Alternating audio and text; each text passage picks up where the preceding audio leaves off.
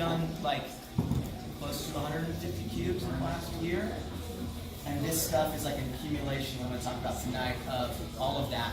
Plus 4 years of, forgot to mention I was a salesman for 4 years, majored in communication in college, so I had a lot of information that I sort of put together into this nice little package that I'm going to talk about tonight. But a few things that I like to remember before we get into the whole strategies behind vegan outreach. We need to understand people's behaviors and why we do what we do.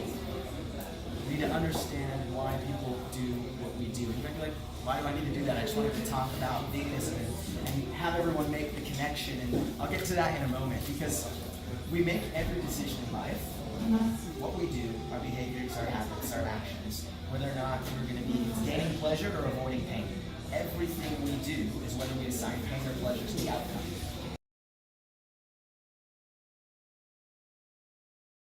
Well, hi everyone. This is Tonia from Vegan in Michigan, and with me is a very special guest to Detroit, Joshua Entis. But that was not a very good intro because I could have expounded on that, but I was hoping that you would tell us a little bit more about yourself because you have such a great background. You've worked so hard. You've traveled all over the world, literally all over the world. This guy's got the life, and he talks to vegans. He's a vegan maker and he's a vegan activist maker. So maybe you should just kind of like help us out and help me out and like tell me a little bit more because I don't want to like miss anything in the introduction about you. Absolutely. More And than this happy guy is to. not shy to speak, let me tell you. Sometimes. No, thank you so much for having me on your show, on your channel. Hello, everyone who's watching. My name is Joshua Entis, and I'm an animal liberation activist. But to take that a little step further, it wasn't always that way.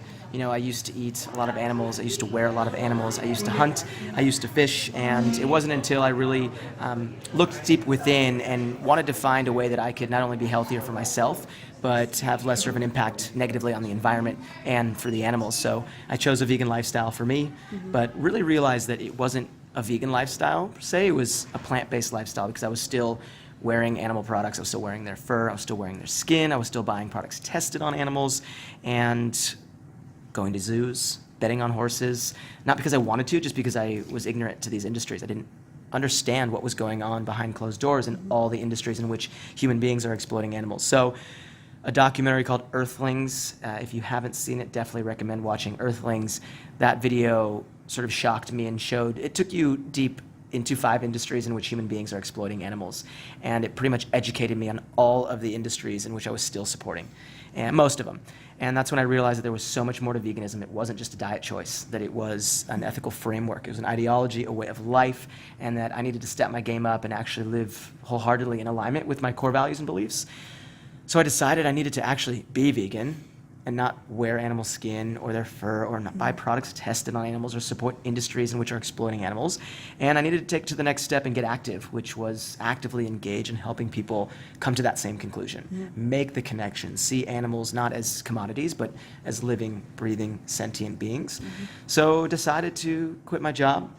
Loved my sales job, but I wanted more. You know, I decided to quit my job and set out on this big dream of mine of to travel the world to 20-something countries, 23 countries now, and have done over close to 400 actions for the animals, over 100 talks, spoken with vegans and non-vegans and you know, vegetarians, pescatarians. Everyone around the world that I've spoken with has had a different story and has opened up their eyes in regards to what they do in this world. Every action that they have, sort of they're realizing has an effect on another being, on this planet, on themselves.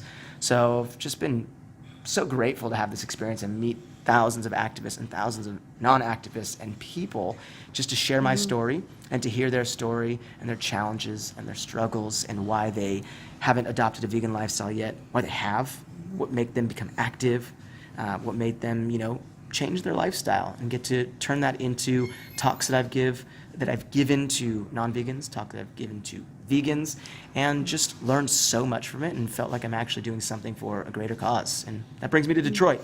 Long story short. Woohoo! Woo! I love it. Thank you for coming. You're That's so welcome. awesome. You're welcome. I know Maria, who's behind the camera right now, Maria Leonardi, and I'll insert photo here. Worked really hard to get you here. I actually got to see you and meet you in Columbus last year at the official Animal Rights March. So I think you have been go since I saw you last year. But, Absolutely. But you just make a mark on whatever town you're in. So we're really happy to have you here. And he's given 2 really amazing talks. They were different. They were geared toward vegans, but of course you speak with non-vegans as well as vegans. Yeah. So you just have like different speeches, different. I mean, I would imagine at this point you just have whatever at the ready, right? Yeah, I mean, well, I think it depends. I would say for my tour now, and I've been traveling for 18 months, gone to over 100 cities now, and the goal of I'm on what I've called the Change Makers Tour with Anonymous for the Voiceless, which is an animal rights organization, and the goal of this one is to speak directly to the change makers, to the people that are actually going out there and making a difference, to the activists, to hopefully inspire, not hopefully, to inspire vegans to get active and to offer some insight and perspective to those who are already active, to those who are already making change in this world. So I give the same 2 talks to all vegans and all vegan activists. One on vegan outreach, so effectively communicating with non-vegans, how to really work on some skills for having that communication when we're on the streets or when we're dealing with family or friends. And then a really important talk that we just gave today was on self-care, sustainable activism, really how to process everything that we experience as a vegan living in a non-vegan world. We see a lot of pain, suffering, trauma, death, and it's a lot to process. So those are the 2 talks I give for vegans. But I'm going to a Veg Fest in a couple weeks, and I'm giving a talk called How to Be a Better Vegan, which is directed at non-vegans, nice. or vegetarians, or plant-based people who might be considering themselves vegan but just are uneducated on the other industries in which we are exploiting animals. And we'll just talk about anything. Anyone wants me to talk about something for the animals, I'll go for it. But I really focus a lot on the vegans and the activists, because I look at it like this: if I'm able to inspire someone to become active, they're going to be able to go inspire other people to not only go vegan and to get active. So it's just like the snowball They're doing effect. your work for you essentially. You're you're leaving yourself building behind the there. army. Yeah, and you're like leaving a bit of yourself behind here in Detroit so that we can keep going. Yeah, that's great. Well, you had mentioned things like what you were just saying is like things that you didn't know before. So like as we keep learning things, and that's something that I want to keep in mind too when I do outreach, is like to remember like where people are, and there's a reason why we don't know these things. Like when we learn them, it's so profound. It's such a profound change. It's such a profound thing to go vegan, because our whole entire lives, like we're not taught these things that we learn as we go vegan. I think that's why it's so traumatic for us all, and like that's why I think your speech today was so needed. Appreciate it. And we do too. But like that's really important, like self-care, because I am driven, like a hardworking person. I like to stay busy all the time, but it's like, man, you got to take a break. And and I had asked a question after Josh's speech about self-care, taking care of yourself, sustainable activism, and I just said, do you still feel a little bit of residual guilt, when you're taking care of yourself? And that's not just applicable to vegan activists. I think that's applicable to anybody. Just we're all just learning how do we take care of ourselves. So, but I still have a little guilt on that down day, on that why laying in bed, just because I feel like I should go. But I could relate to what you were saying too, and it seems like the more I do it, the more I realize tomorrow when I get up, I'm going to be at it again. I'm going to be able to just go. And I think that's that's a big thing. Mm-hmm. You said, when I asked why, and you said because I just feel like I have to be out there. I think that's very not in a negative way, very narrow-minded, right? Very close. We're closing our focus on what we have to do right now. I think in order to help eliminate that guilt, we have to look at the big picture. We have to broaden that vision and say, hey, there's so much more than being out there just tomorrow.